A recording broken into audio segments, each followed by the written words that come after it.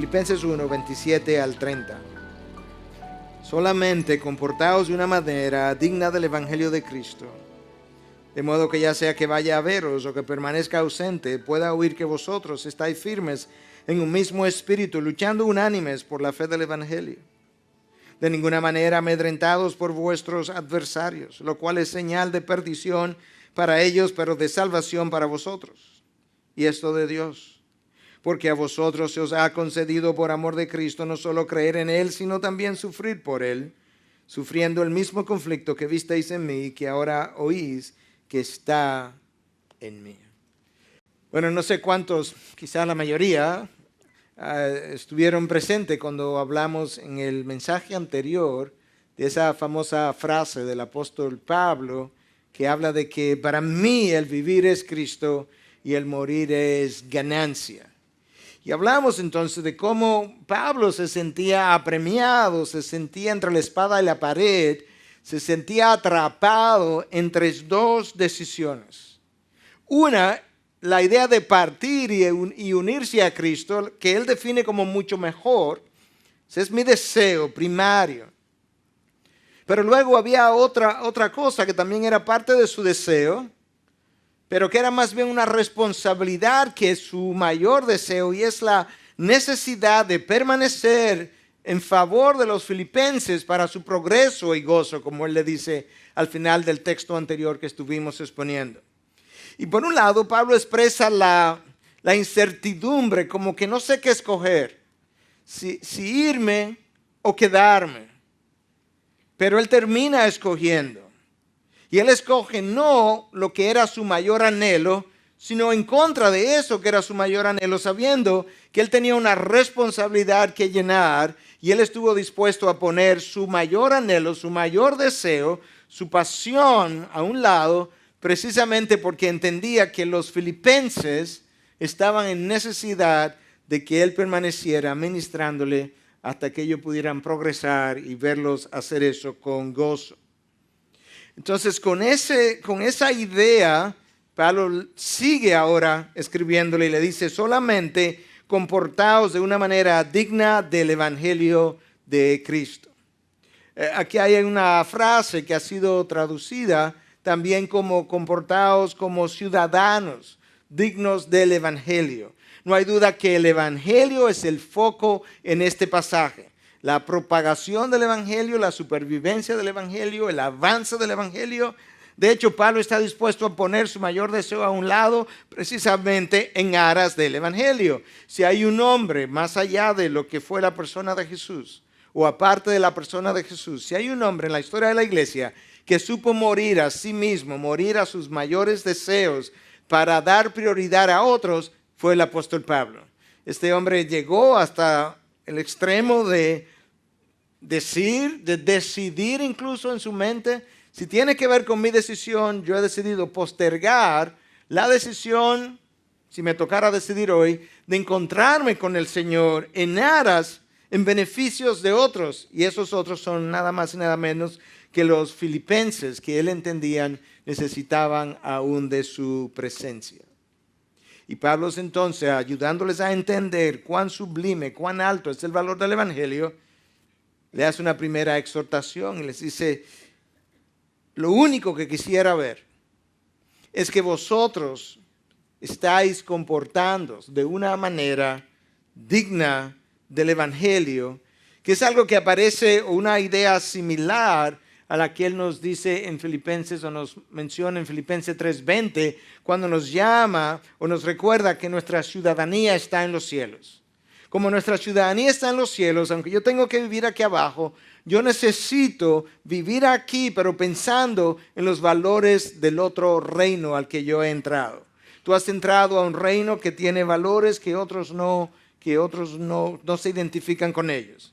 Tú has entrado a una nueva ciudadanía donde hay metas que otros no persiguen, donde hay intereses que otros no han abrazado, pero ese es tu nuevo reino, tu nueva ciudadanía, y tú necesitas caminar la vida cristiana teniendo eso en mente si tú has de vivir exaltando la causa de nuestro Señor Jesucristo. Si hay algo en la historia de la iglesia que ha hecho detener, a disminuir el avance, la velocidad del avance del evangelio, es precisamente el hecho de que los soldados del ejército de Cristo no siempre han vivido conforme a lo que es el llamado que ellos han recibido. No basta, hermanos, con predicar el evangelio, con predicar la verdad. No basta con enseñarla. No basta con nosotros hablar de lo necesario que es defender esa verdad. No. La verdad necesita ser encarnada. Y esa es la razón por la que el verbo se hizo carne. La verdad necesita ser vivida. Otros necesitan ver la verdad ambulante, de tal forma que la verdad deje de ser un concepto abstracto en la mente de muchos, sin poder entender bien de qué se trata, y ellos puedan ver con claridad lo que es la aplicación de la verdad. Y a eso es que Pablo se está refiriendo cuando dice que tenemos que vivir de una manera digna precisamente del evangelio. Es posible vivir por debajo de la verdad en términos de dignidad. Es posible vivir a la altura del evangelio. Es posible vivir de una manera indigna del evangelio. Pero también es posible vivir, como Pablo nos llama a hacer, de una forma que nosotros y nuestras vidas sean el cosmeo, el cosmético de la verdad. Eso es como Pablo le escribe a Timoteo. Dice: Timoteo, tú estás en la necesidad, al igual que yo, de vivir una vida que pueda adornar. ¿Te imaginas eso? Que tienes una doctrina, una enseñanza que cuando es vivida, resulta que las vidas que la están encarnando están adornando lo difícil de ciertas doctrinas para llevar a la práctica. Y eso es exactamente tu llamado y el mío. Esa responsabilidad está sobre nosotros. Que dependemos del Espíritu de Dios para poder hacerlo, sí, cierto, pero es nuestro llamado.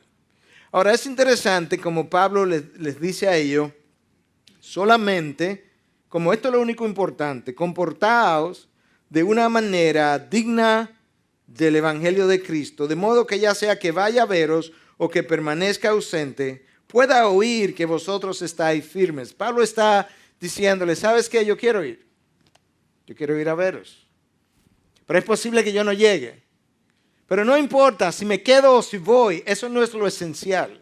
Eso no es lo más importante. Yo soy irrelevante, mis deseos son irrelevantes. No es lo que yo deseo, lo importante es, escucha, el solamente, como lo tiene una traducción al inglés. One thing, una cosa. Eso es lo importante, esto es lo esencial.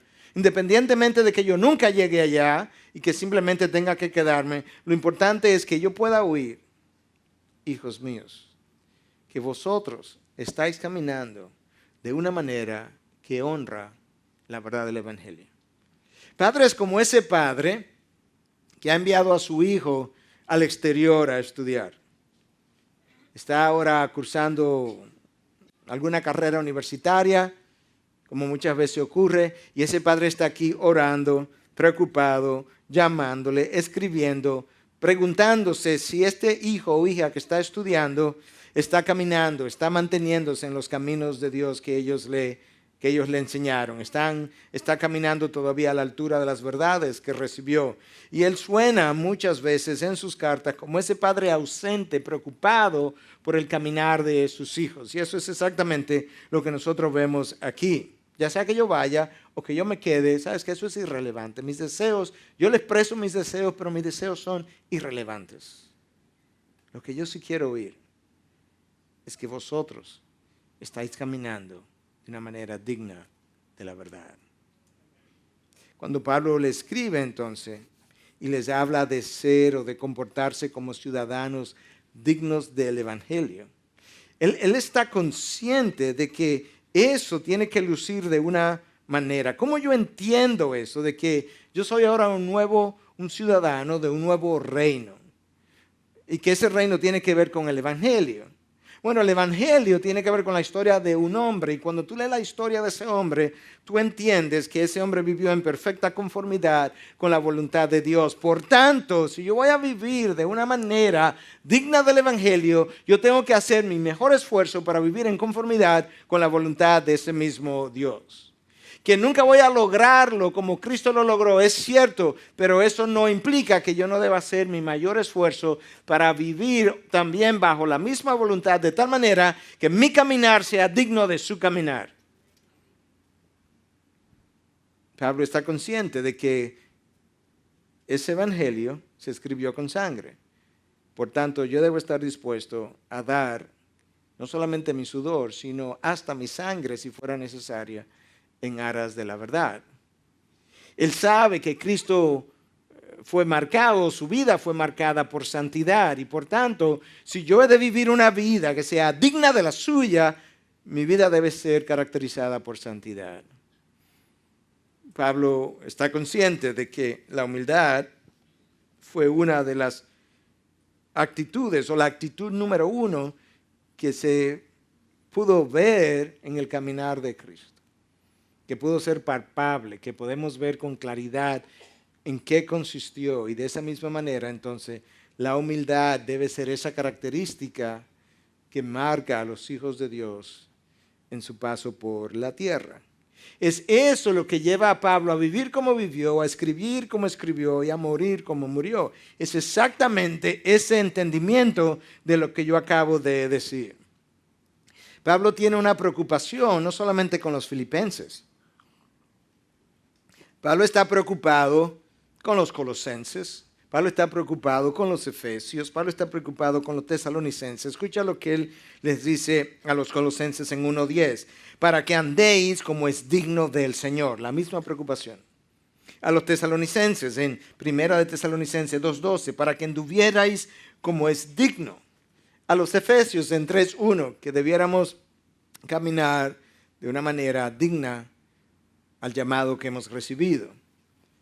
¿Por qué está Pablo tan preocupado con la manera como caminamos? Es que la manera como los hijos de Dios caminan le dan una buena o mala reputación a la fe, y lo que él quiere es que la forma como tú y yo decidamos vivir la verdad resulte atractiva para el mundo incrédulo, de tal manera que la doctrina que algunos sienten o leen o escuchan como áridas cobren vida cuando las vean en nosotros. Y esa es la única manera de nosotros poder hacer eso, viviendo de una forma digna del Evangelio. Ahora, en el texto, Pablo pasa entonces a decirles o hablarles de 3 condiciones o características que debieran ser parte de esa vida digna de la verdad de Cristo. Y la primera entonces de ellas es que ellos debieran estar caracterizados por estar firmes en un mismo espíritu. Aunque en el texto, tanto en inglés como en español, aparece con E minúscula, en realidad la mayoría de los académicos está de acuerdo en que eso es una referencia a estar unidos o estar firmes en un mismo espíritu con E mayúscula, haciendo referencia al Espíritu Santo. Y lo dicen por razones lingüísticas y de análisis de las cartas de Pablo, pero nosotros tenemos en Efesios 4:1 que Pablo nos llama a estar firmes en el Señor. Estar firmes en el Señor es lo mismo que estar firmes en el Espíritu con E mayúscula. Nosotros sabemos que en otras cartas la frase en el Espíritu con E mayúscula aparece exactamente de la misma forma. En 1 Corintios 12:13, en Efesios 2:18, nosotros encontramos a Pablo llamándonos a estar firmes en ese espíritu. Y la realidad es que estar firmes sin la asistencia del Espíritu de Dios es una imposibilidad, de tal forma que Pablo nos está llamando a vivir la vida en el Espíritu. Si el Espíritu de Dios no está morando en nosotros, obrando en nosotros, moviéndose entre nosotros, la posibilidad de que nosotros podamos estar firmes en nuestra fe se desvanece. Y eso es exactamente lo que Pablo está tratando de impedir que ocurra con los filipenses y su fe. Pablo sabe que cada caída de un cristiano se ha debido en ese momento a que él no estaba firme. Él sabe que cada división de una iglesia se ha producido en un momento cuando no ha habido firmeza en las doctrinas, o no ha habido firmeza en su liderazgo, o no ha habido firmeza en los miembros, o todas las anteriores.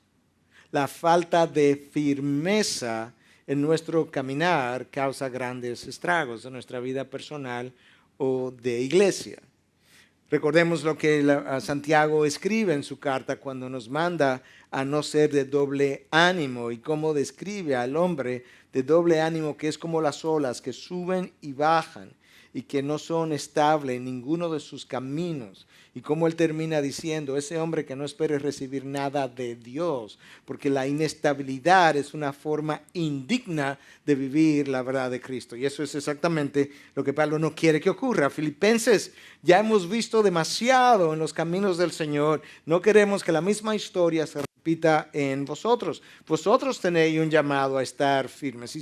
Y Pablo afirma eso múltiples veces, en múltiples cartas, que yo quiero simplemente mencionar a manera de ilustración.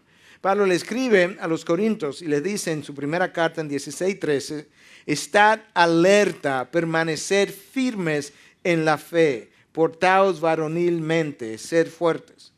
Pablo le escribe a los Corintios en su segunda carta ahora y le dice en 1:24, porque en la fe permanecéis firmes. Le escribe a los Gálatas y les dice en 5:1, por tanto permanecer firmes. Le escribe a los Efesios y les dice para que podáis estar firmes en 6:11. A los Colosenses le escribe y le dice para que estéis firmes, perfectos y completamente seguros en toda la voluntad de Dios. A los Tesalonicenses le escribe y le dice en su segunda carta, hermanos, estar firmes y conservar las doctrinas que os fueron enseñadas ya de palabra, por carta nuestra. Y luego Pedro, otro apóstol, escribe y en su primera carta 5:9 dice, pero resistidle firmes en la fe. ¿Tú crees ahora que permanecer firmes, vivir firmes en la fe es un asunto importante para el Evangelio? Espero que tú lo creas, porque es un llamado repetitivo, recurrente, casi en cada una de las cartas de Pablo a sus seguidores. Y hay tres grandes áreas cuando tú revisas estas citas donde él nos llama a estar firmes. Uno tiene que ver con firmeza en la fe, la otra es firmeza en la voluntad de Dios y la tercera es firmes en las doctrinas enseñadas. Si no estamos firmes en la fe, vamos a tener falta de confianza en el Señor y mi falta de confianza en el Señor me hace perder estabilidad. Si nosotros no estamos firmes en la voluntad de Dios y llegamos a creer que algo es la voluntad de Dios cuando no lo es, yo voy a perder mi equilibrio. Cuando yo no estoy firme en las doctrinas que me han sido enseñadas, a la hora del resbalón yo no voy a tener de dónde asirme, de dónde agarrarme, de manera que tú puedes ver con claridad práctica de qué manera o por qué el llamado a estar firmes, a vivir firmes, es de vital importancia, no solo para tu persona, sino para toda la iglesia. Este es un llamado a los filipenses, este es un llamado a la IBI, este es un llamado a cada iglesia a lo largo de la historia del pueblo del Señor. De manera que nosotros tenemos ahora la primera característica que Pablo menciona en este texto, porque no son estas las únicas, la primera de las tres características que él menciona en este texto, que debe caracterizar ese caminar digno o a la altura de los ciudadanos del nuevo reino, o a la altura del evangelio de nuestro Señor. En segundo lugar, Pablo no solamente quiere que estemos firmes en la verdad o en un mismo espíritu, sino que él nos llama a luchar de manera unánime por la fe del evangelio. Aquí aparecen dos palabras que merecen la pena que nos detengamos. Una es luchar y la otra es unánime. La palabra luchar en el original es sunantlejo, que implica luchar hombro a hombro, lado a lado, un hombre al lado del otro hombre en contra de un enemigo opositor, como en una batalla, o en juegos atléticos donde tú tienes un grupo de jugadores que están parados lado a lado y que van a vencer a otros grupos de jugadores. De tal forma que Pablo con esta fraseología nos da a entender, número uno, hay un esfuerzo, hay una agonía, hay una lucha que frecuentemente traduce la palabra original agón, de donde viene la palabra agonía. Hay una lucha que es parte de la vida cristiana. Pero Pablo está tratando de ayudarnos a entender que esa lucha no fue diseñada para ser librada de manera individual, porque tu enemigo es muy poderoso y tú no vas a poder sostenerte en la batalla. Esto es una lucha para ser librada de manera unánime. La estrategia de Dios siempre ha sido unir a su pueblo. La estrategia del enemigo siempre ha sido dividir al pueblo de Dios. Y eso es algo de lo que Pablo está consciente cuando continuamente le recuerda a las iglesias la necesidad de permanecer unidas.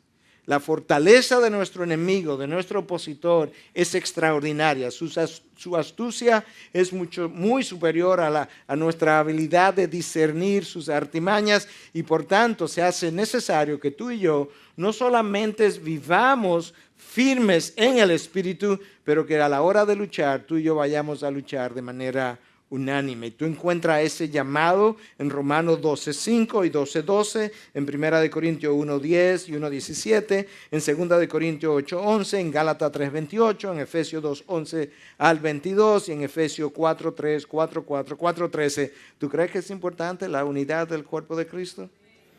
Padre, que ellos sean uno como tú y yo somos uno, horas antes de la muerte de nuestro Señor. ¿Tú crees que es importante la unidad del cuerpo de Cristo?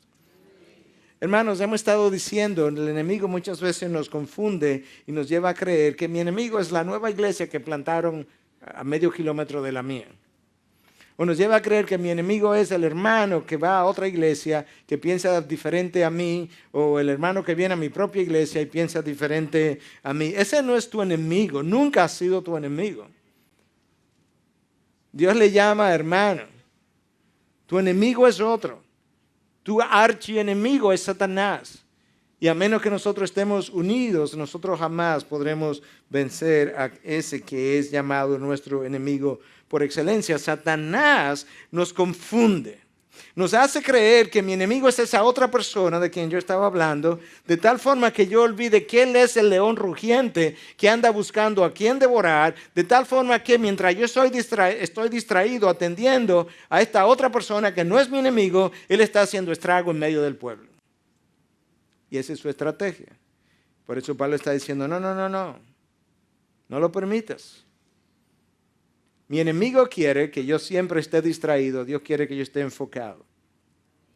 Mi enemigo quiere que yo esté enfocado o involucrado en cosas personales, Dios quiere que yo esté enfocado en cosas o asuntos eternos. Mi enemigo quisiera que sacarle partido a la naturaleza egoísta de nuestra carne, y Dios quiere sacarle partido a la unidad que solamente el Espíritu de Dios puede producir. Pablo va a desarrollar esa idea todavía más en el próximo texto que continúa después de este que yo estoy exponiendo hoy, porque inmediatamente después él escribe a los filipenses en el capítulo 2 y les dice, hacer completo mi gozo siendo del mismo sentir, conservando el mismo amor, unidos en espíritu, dedicados a un mismo propósito. Nada hagáis por egoísmo o por vanagloria, sino que con actitud humilde cada uno de vosotros considere al otro como más importante que a sí mismo. Pablo está uniendo varias ideas aquí, pero una de ellas es, yo tengo gozo de saber que están progresando. Yo me gozo de saber que su progreso es con gozo. Pero si tú quieres hacer mi gozo completo, yo te voy a pedir que sean, o yo les voy a pedir que sean filipenses en un mismo amor, que sean unidos en un mismo espíritu, dedicados a un mismo propósito. Nada hagáis por egoísmo, que no tiene que ver con nosotros, tiene que ver con el otro. Considera al otro como más importante que tú. Eso es lo que Pablo está tratando de comunicar. Esa es una idea vital para el cuerpo de Cristo. Si el Espíritu de Dios no está morando en nosotros, obrando en nosotros, moviéndose entre nosotros, esa unidad que Pablo está tratando de mantener, de cultivar, de trabajar, no va a ocurrir. Ligon Duncan habla comentando acerca de este pasaje, dice, la unidad no simplemente ocurre. La unidad hay que trabajarla. La unidad hay que cultivarla. Hay que cuidarla, no simplemente aparece como fruto del Espíritu. No es algo que tú necesitas trabajar y dedicarte a ella precisamente vía la palabra de Dios, vía el Espíritu de Dios, vía la oración, pero necesita ser cultivada. Y eso es algo a lo que Pablo está aludiendo en este pasaje. Y luego entonces, luego de decirle, mi deseo es que ustedes puedan estar firmes en el Espíritu, con E mayúscula, que vosotros podáis luchar, contender de manera unánime por la fe del Evangelio. En tercer lugar, yo quisiera exhortarles a que de ninguna manera estéis amedrentados por vuestros adversarios, lo cual es señal de perdición para ellos, pero de salvación para vosotros, y esto de Dios. ¿Qué mejor manera de exaltar el Evangelio que en medio de la oposición nosotros no estemos amedrentados? ¿Te imaginas? ¿Qué mejor forma de realmente servirle de adorno a las verdades de nuestra fe que en medio de la persecución nosotros podamos dar testimonio de lo que verdaderamente hemos abrazado? Hermanos, revisa la historia de la iglesia y dime si la vida de los mártires, cuando tú lees su biografía, sus testimonios, dime si esas no son las vidas que mejor hacen lucir la verdad de Dios. No son las vidas que no pasaron por sufrimiento. No son las vidas que evitaron el dolor y el sufrimiento las que mejor le dan color a la verdad de nuestro Señor Jesucristo. Son la vida de estos mártires. Y Pablo le está diciendo, yo he vivido una vida por el Evangelio de tal forma que de nada me he dejado amedrentar. Los viajes no me han amedrentado, el mar tampoco, las veces que he naufragado tampoco me han amedrentado, las persecuciones mucho menos, las prisiones son mi hospedaje, ahí es que yo me quedo cuando yo viajo, me salen más baratos. Pablo está tratando de pasar a los filipenses su espíritu de valentía.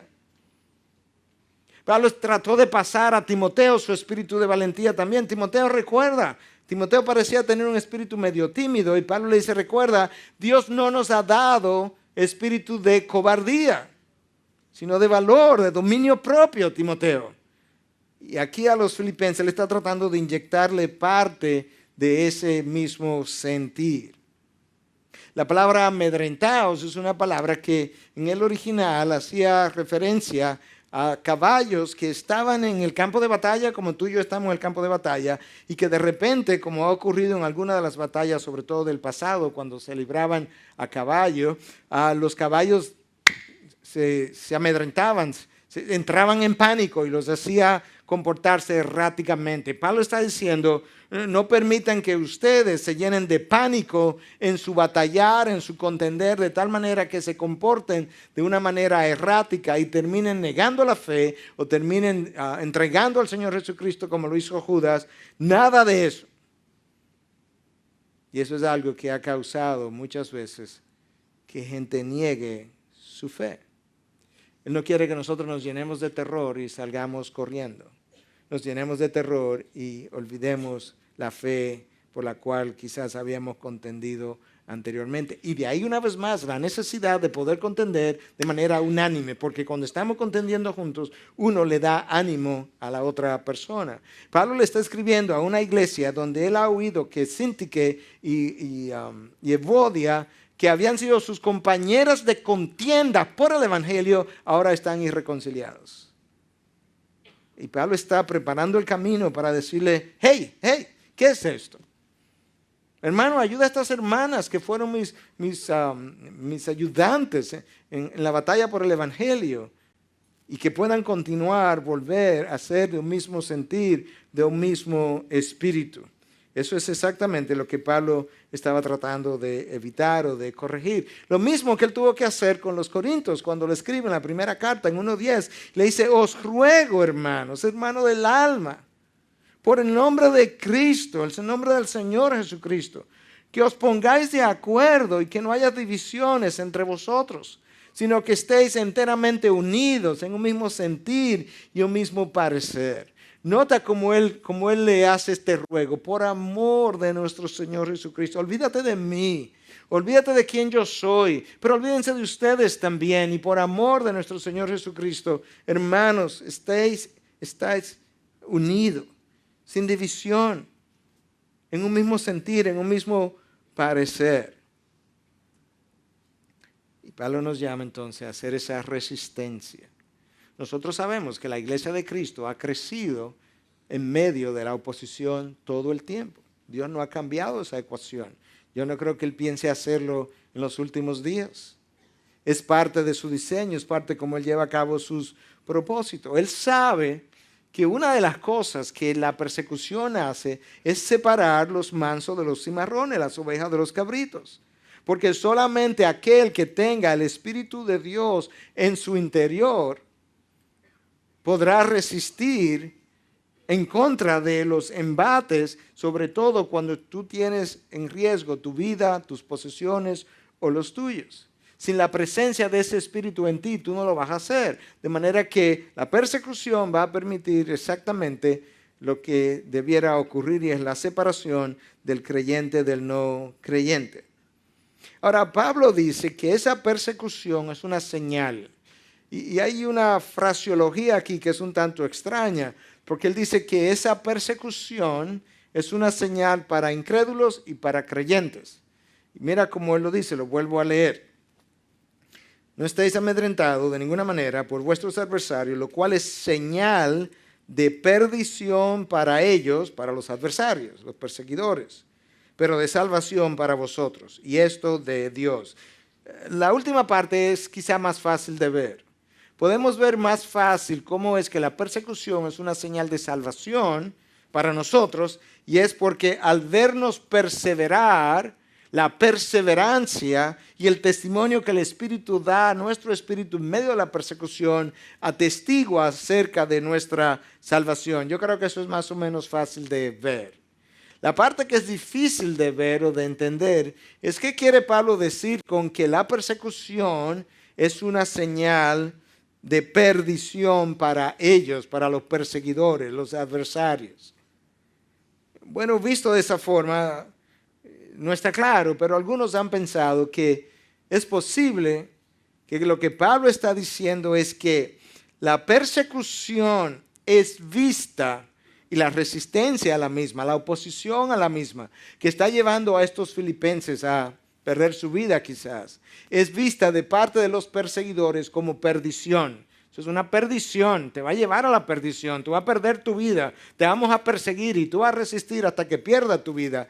Y que eso que ellos ven como perdición, para los creyentes ellos los ven como salvación. Si es el significado, pues entonces es más claro de ver. De lo contrario, es un tanto oscuro. Ahora escucha, una vez Pablo le ha dicho a los filipenses, le ha comunicado, lo ha exhortado, lo ha motivado a que ellos puedan, por un lado, estar unidos estar firmes en el Espíritu, que ellos puedan luchar unánimes por la verdad del Evangelio, y que ellos pudieran permanecer con valor, no amedrentados en medio de la contienda. Una vez se le ha hecho esas tres exhortaciones, Pablo hace al final un comentario que es como un comentario paulino a la razón por la que él entiende que ellos no debieran estar amedrentados. Escucha ahora el texto al final, del 29 al 30 de Filipenses 1. Porque a vosotros se os ha concedido, por amor a Cristo, no solo creer en Él, sino también sufrir por Él. Se os ha concedido. Voz pasiva, a mí me lo han dado. ¿Qué es lo que me han dado? Me han dado un don. ¿Cómo un don? Un don, una gracia. Y de hecho me han dado una gracia doble.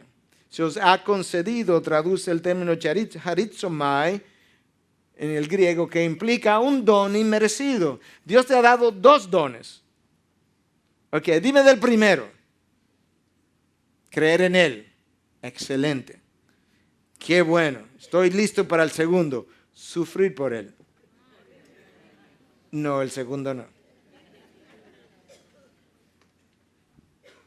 Es una gracia, dice el texto, sufrir por Él. Ese es el orden. Primero tú crees en Él, eso fue un don que Dios te dio, una gracia.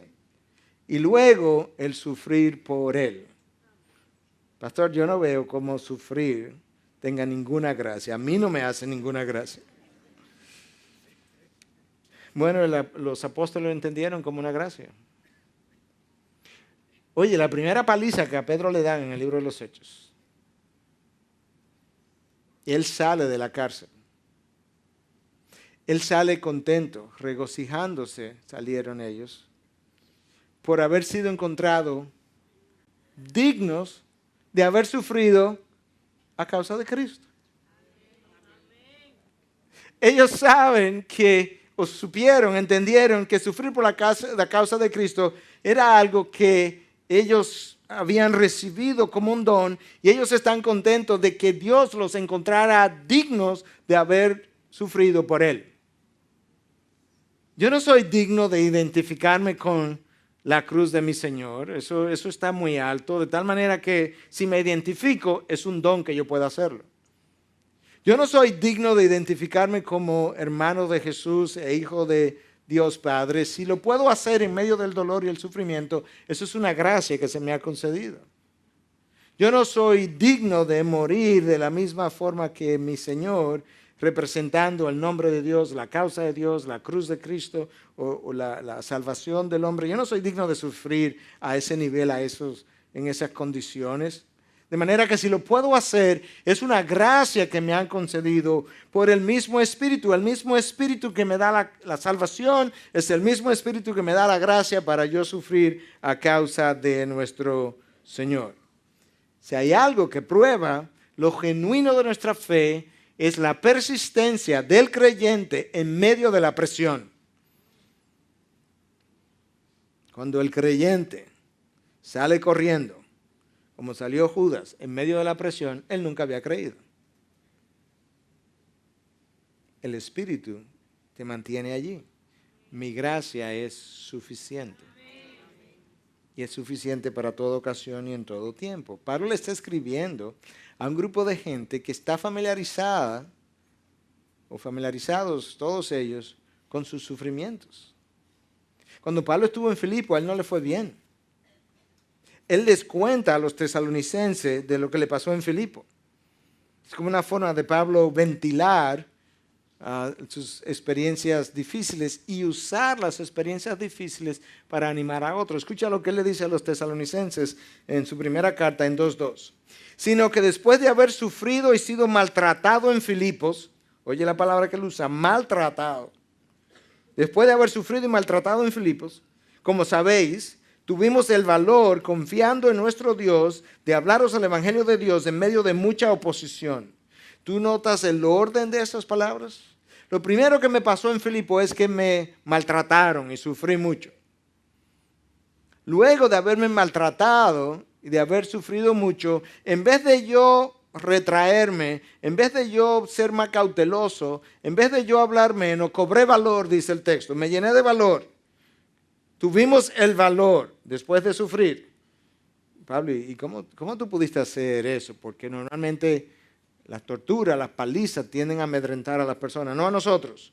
Dios no nos ha dado un espíritu de cobardía, de tal forma que nosotros cobramos el valor confiados en nuestro Dios. Eso es, estar firmes en el espíritu con E mayúscula. Ahora Pablo está diciendo, nosotros pudimos hacer eso en Filipo confiando en nuestro Dios. Permanecimos firmes. Y luego entonces nos dice que continuamos hablando el Evangelio de Dios en medio de mucha oposición.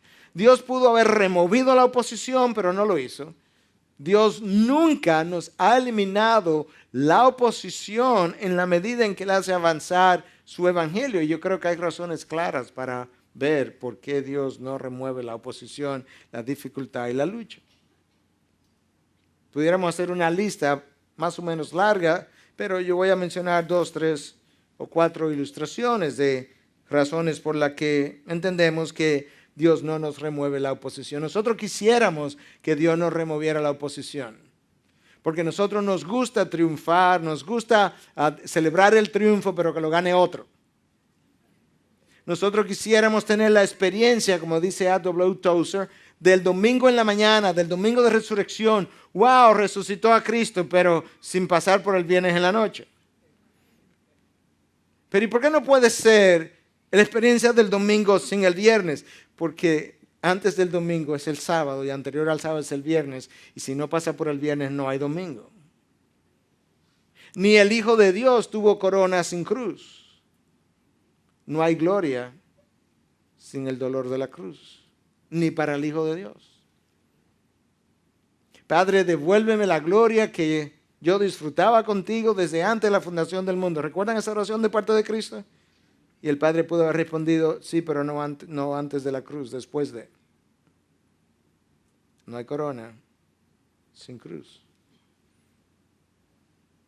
Yo creo que una de las razones por la que Dios ha orquestado que sea de esa manera es porque en la comodidad, en la tranquilidad, cuando estamos bien suplidos, nosotros nos concentramos, nos enfocamos en nuestras nimiedades, nuestras cosas personales y nos dividimos. Pero ahora cuando todos estamos en necesidad, cuando todos estamos necesitando el uno del otro, entonces nos unimos. Y Dios dice, pues como la unidad es un valor vital para mí, les dejo la persecución para que sean unidos. Yo creo que otra de las razones por las que Dios hace esto es porque, como dijimos, la persecución revela los verdaderos creyentes. ¿Quiénes son y quiénes no? Una tercera razón yo creo que es porque muchos de nosotros quisiéramos experimentar mucho más cercanía con Dios y poder experimentar lo dulce de su comunión con nosotros y no lo hemos tenido la oportunidad. Pero te voy a decir algo, si tú la vas a tener, no va a ser fuera del dolor y del sufrimiento. Como dice el himno, está traducido al español, pero yo no lo conozco en español, lo conozco en inglés. Dice, to added affliction, a mayor aflicción, he added more grace. Él agregó más gracia. Entonces, en la medida en que el horno sube, la temperatura del horno sube, él agrega más gracia. Esa gracia añadida es lo que me permite disfrutar la comunión dulce e íntima con el Señor que yo necesito para mantenerme en medio de la dificultad. Si yo la quiero, también necesito lo otro. Porque a poca aflicción, poca gracia. A mayor aflicción, mayor la gracia, a mayor la gracia, mayor la comunión, a mayor la comunión, mayor el sabor dulce de la coinonía con nuestro Dios. ¿Quieres la comunión ahora?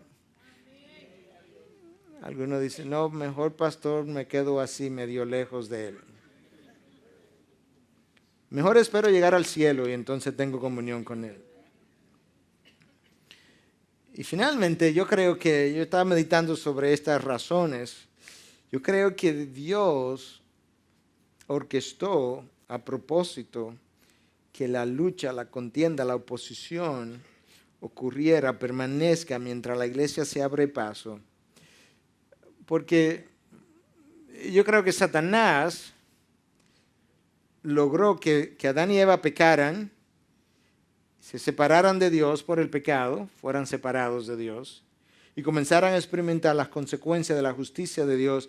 Ya él sabía que eso era así porque él había pasado por eso primero.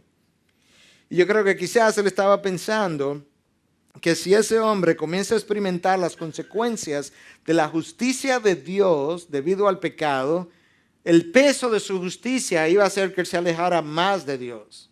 Y Dios ha permitido entonces que el hombre sufra las consecuencias de su pecado, no la ha removido y ha trabajado a través de las consecuencias de ese pecado del hombre y ha conquistado en medio y a través de las consecuencias del pecado de la caída, con lo cual él prueba todavía más su poder, su habilidad, su capacidad para hacer que los filipenses puedan brillar aún mejor como luminares en medio de una generación perversa y torcida, como Pablo les llama.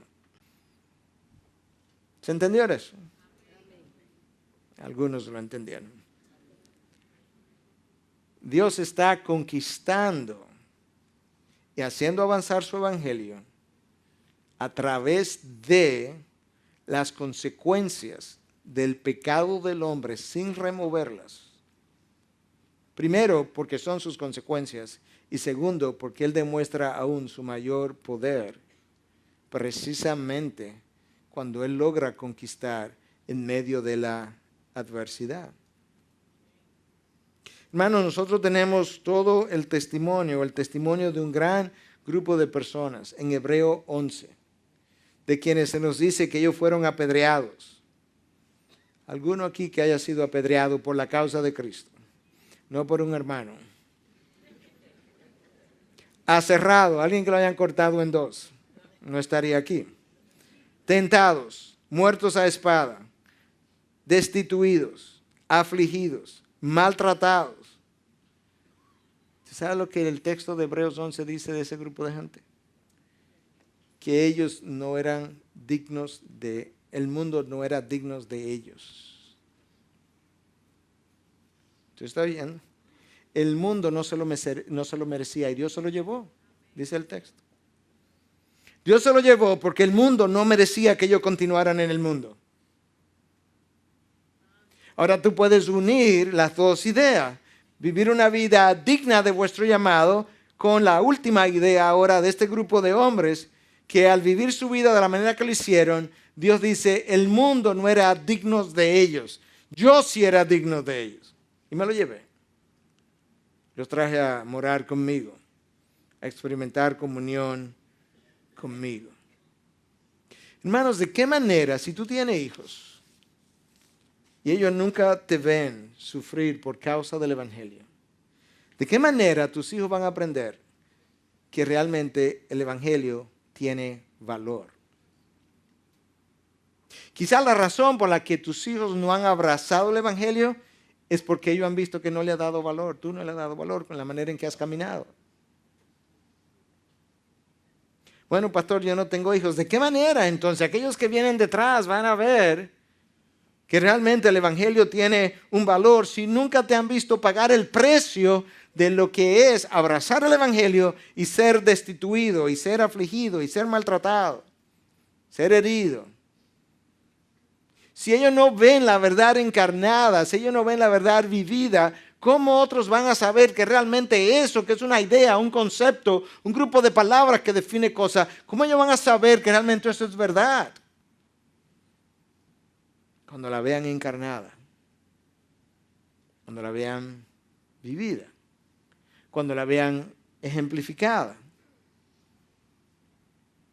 Pastor, es que yo no tengo suficiente valor para eso. Bueno, en primer lugar tengo que preguntarme si tengo el Espíritu de Dios, porque el Espíritu de Dios no nos ha dado un espíritu de cobardía, número uno. Número dos, bueno, ya hice el ejercicio y yo creo que sí, que yo tengo el Espíritu de Dios, pero todavía yo soy medio cobarde.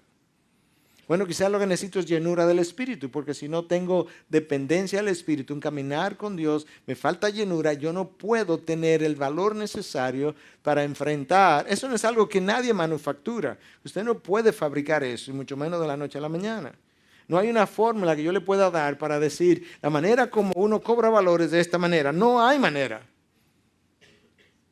Es viviendo en comunión con Dios, con su palabra, Él produciendo la llenura del Espíritu y esa llenura produciendo en mí el valor para vivir la vida como Dios manda. ¿Te imaginas el llamado que Dios nos hace? Y nosotros vamos quizás a un lugar de retiro y si hay muchos mosquitos ya no estamos quejando. Ya los mosquitos arruinan el retiro.